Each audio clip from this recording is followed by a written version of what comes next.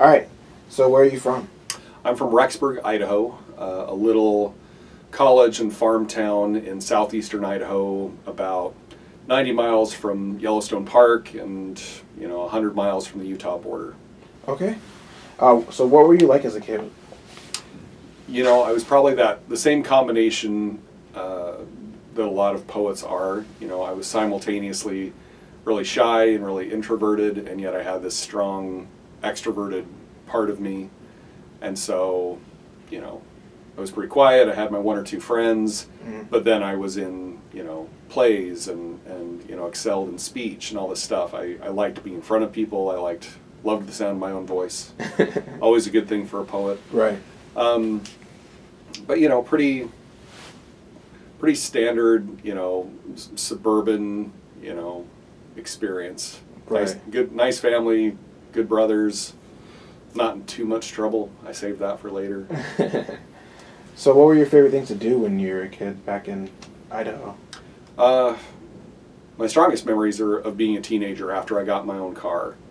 Because at least at the time in Idaho, you could get your driver's license or at least a daytime permit at 14, which is way too young for a kid to have a license and a car.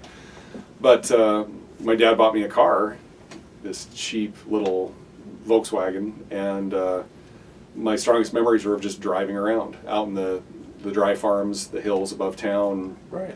I would just have hours, and I can't quite comprehend how I had so much time to kill, but I would just, me and a buddy would just get in the car and just go and see what was around the next bend, what was over the next hill. Right. So what was the main thing that brought you to poetry, like other than just like excelling at speech and being able to really listen to your own sound of your own voice? Sure. I always liked it, and I remember in high school, a buddy and I came across this book of love poems by Yeats. It was called "A Poet to His Beloved," and they were just these really short love poems that he had written to this woman he was in love with but couldn't have. And so, we would transcribe those into cards or letters to girls that we liked and fancy ourselves quite the romantics. But it was my first year at college. I took an intro to poetry class with a guy named Jim Papworth.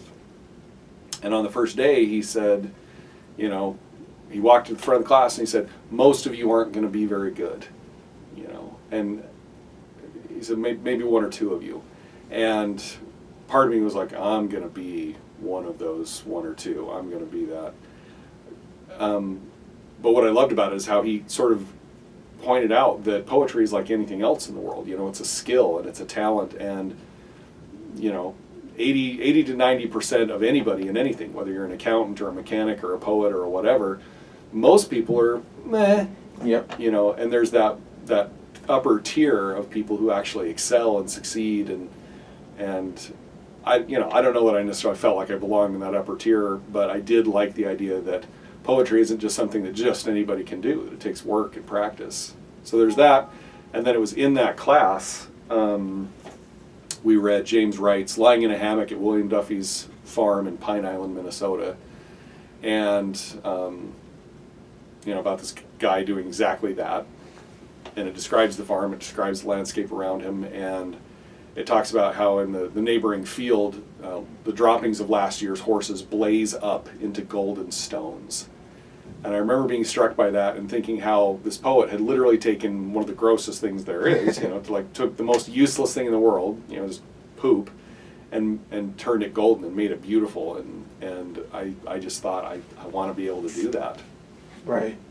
So a lot of your work deals with like family life and like being able to talk about like your kids growing up and things like that. So how has becoming a father like really impacted your poetry, or has it? Yeah, I'm basically an autobiographical poet. I'm not some experimental poet who's writing about big ideas. I write about stuff that happens to me and things that I see, and when you're a husband and a father, that's what you see. That's what you spend most of your time on, is thinking about your kids and watching what they do and hearing what they say, and so it affects me in terms of what I write, and it also affects me in terms of how much I write. The days of just like spending an entire morning working on a poem, or locking myself in my room and just furiously writing away for a weekend. Doesn't happen.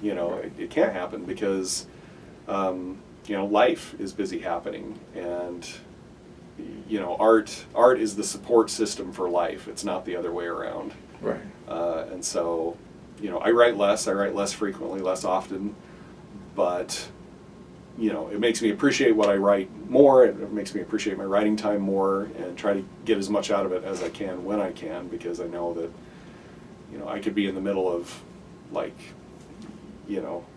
my own version of the wasteland, but got to cut it short because I got to go pick up the kids at 2:30. Right. You know what I mean? Right. So you have a couple poems for us? I do. Yeah.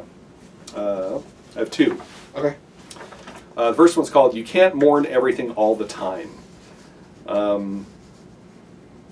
And this is, I joke sometimes in readings about how I'm just this very middle-aged suburban poet now, because all I write about is the stuff that happens to you when you're middle-aged, and part of that is being a father of teenage daughters and seeing them grow up. It's great, and you're so excited, and it's wonderful that they're maturing and growing, but at the same time you're sad because right. because they're growing up and they're so mature and all these things. And so I wrote this when I was thinking a lot about how just the whole world was making me sad, even the beautiful things, and right. and how maybe I just needed to calm down and take a minute. So, you can't mourn everything all the time. Not the lights from the airport caught in rain droplets on your windshield. Not the way your first girlfriend looked in candlelight, or that first ecstatic night of slobbery making out in her sunken living room at Christmas. Not Michael Jackson, even before he died. Not your wife's burnished silvery beauty in your engagement photos, the Abbey architecture of her cheekbones, her brow. Not the sound of your first daughter's heart thrumming like a churning underwater wheel. No, not even your second daughter's height, how she towers into the sun and blazes there, haloed in a fiery corona that she will not see herself for many years, or maybe ever.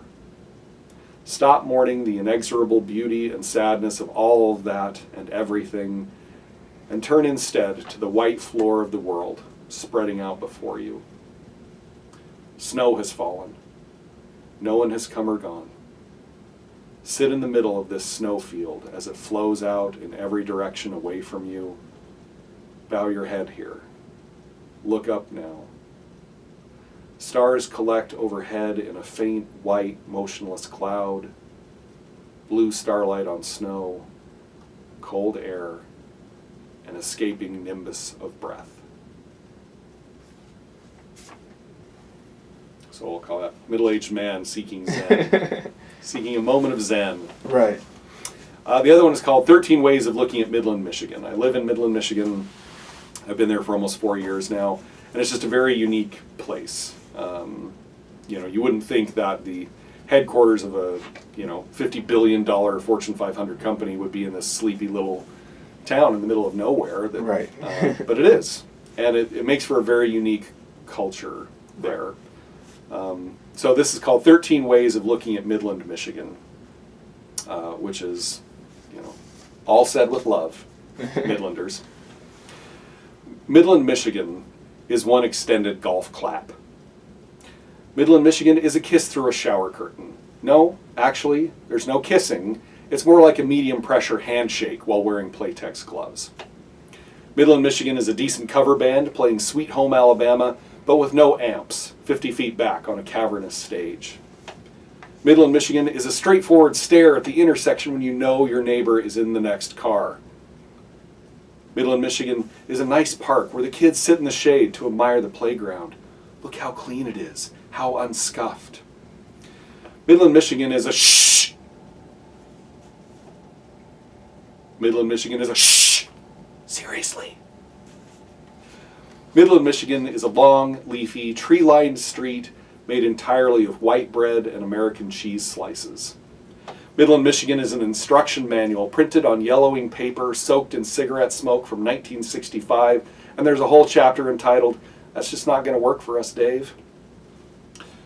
Midland, Michigan doesn't believe in light pollution. Too many street lights might make it so you can actually see the street signs at night, and might reveal bubbling green dioxins leaking into the river. Midland, Michigan is a minivan with a chrome kit and a cherry bomb glass pack muffler.